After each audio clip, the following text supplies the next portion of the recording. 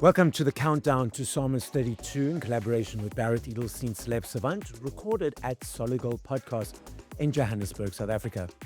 Acid Magus is an experimental rock outfit from Pretoria, South Africa. They take their inspiration from all kinds of great music, spanning the entire gamut from 60s Hendrix to The Doors to Hawkwind and Scorpion at the heaviest, all the way to pretty much everything inspired by Black Sabbath today. All this with maybe a little alternative rock sensibility thrown in for good measure. The band consists of Jethro Flag, Rula Fantonda, Brendan Bezadenot, Enrico Jeski, and Keenan Kinnier. Now, Keenan is joining us on this episode of Road to SAMAs. They have been nominated for Best Rock Album, Scatterling Empire. Keenan, welcome to the Road to the SAMAs. How are you doing today? I'm great. Thank you very much for having me.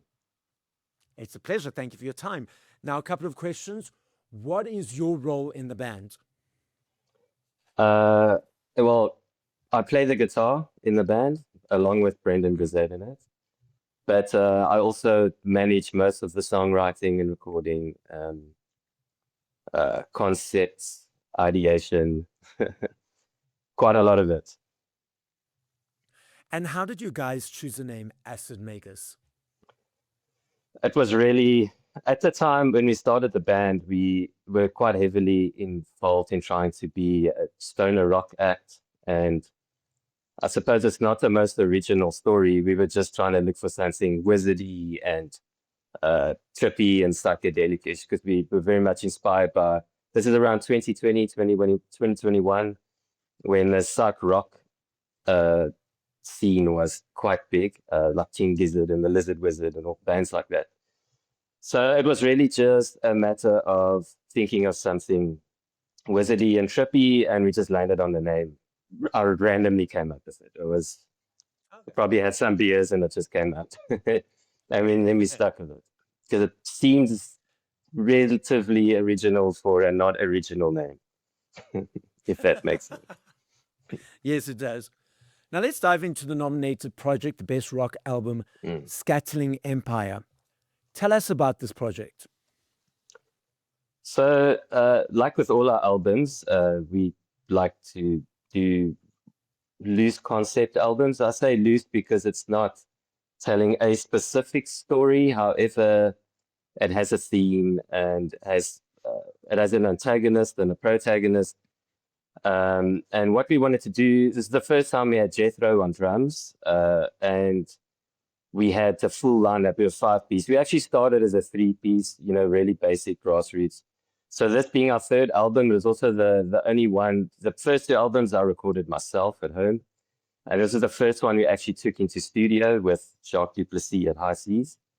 So we basically recorded everything first and then took it into studio. But essentially what we try to incorporate, we always try and change things up album after album. And I think this one I actually think this is kind of ironic. It's probably one of our more metal attempts at a rock album. So I was actually quite surprised that we got a Best Rock Album nomination. It does fit. I'm not saying it doesn't belong there, but it was a faster album. We try to leave out solos and things. We used to have long, trippy solo sections. I decided to leave solos behind.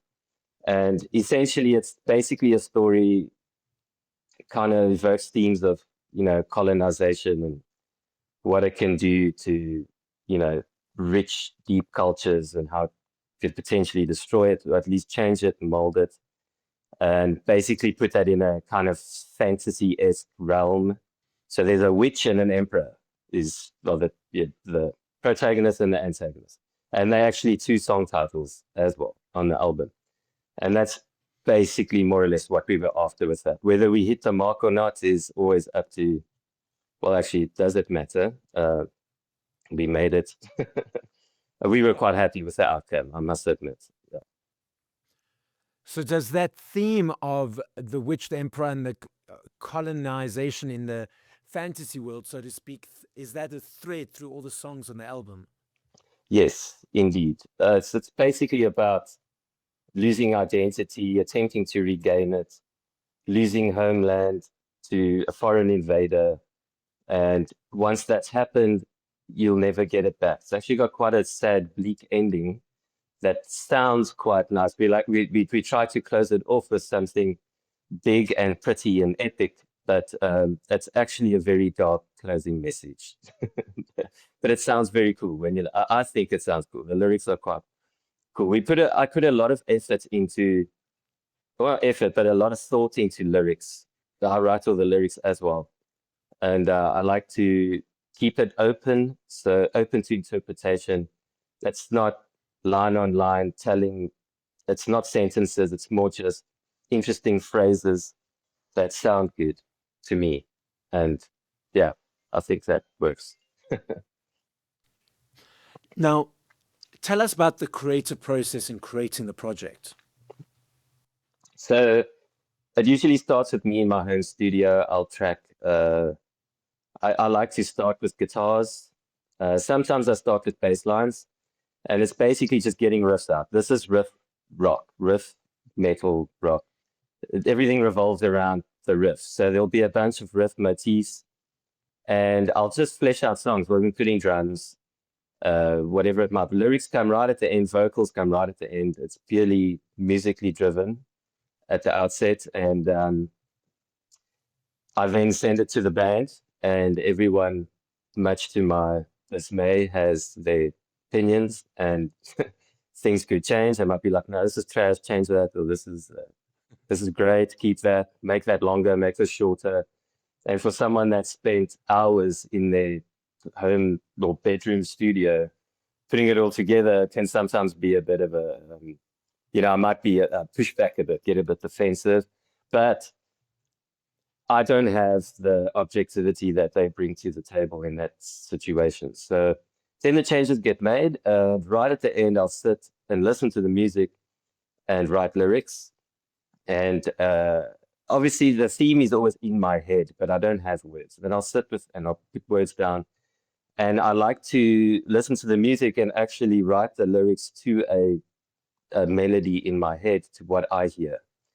And then the worst part of this whole process is I then send the lyrics off to everyone, especially Rico. Luckily, no one ever has notes on the lyrics. I like the lyrics, so that's cool.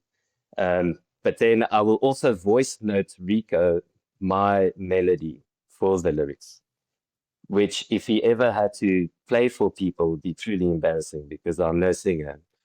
And it's quite a difficult thing for me to do in the first place. But then he will actually sit with it. He'll take the lyrics, he'll take what my thoughts were, and he actually turns it inside out. And he's a qualified musician. I'm not. Both him and Brendan are actual qualified musicians that teach music. So it is really nice to have them bring their end. And Rika really does from a vocal perspective, because I don't think he used any of my melodies. He used my lyrics, but he reworked the melodies. And I think he did a great job with this album. It's the first time he really got to do that. And so if you listen closely, there's some really interesting harmonies where he takes, for example, on the opening track, he took his original lead vocal, made that the harmony, and made the harmony the lead vocal. So it has this kind of jarring kind of sound and flavor to it. And that I would never be able to do. And that's why I need people like Rico in this band to make it what it is today. It sounds like an incredible and fascinating collaborative process. Now, what have been your career highlights over the past year? The past year, I must admit, in the past year, we haven't played too much. It's not that we're not an active band. We very much are. I've also moved away from, we all Pretoria based, but I've moved to the coast. And so we play when I go down there. But I would have to say it's more career highlights was playing big shows like Ramfest. This wasn't obviously in the last year, but I think playing our kind of sound to on a big stage like that to a large amount of people, it kind of throws a spanner in the works, changes up the general flavor, because we heavy, we soft, and everything in between. And I think that worked really nicely at Ramfest. We had a great time. We played a great show, one of our greatest shows we've ever played. But with this album, I think the feedback, apart from this nomination, has been really positive, especially from some industry, I wouldn't say heavyweights, but we've had some really good feedback from some really knowledgeable people. And it's just nice to, know that we kind of on the right track.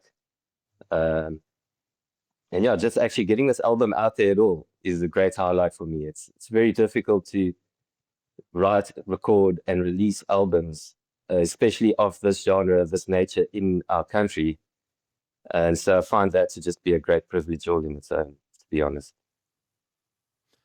The significance of receiving a SAMA32 nomination. What is that for you guys? I'm not going to lie. I struggle with the idea of, music isn't a competition.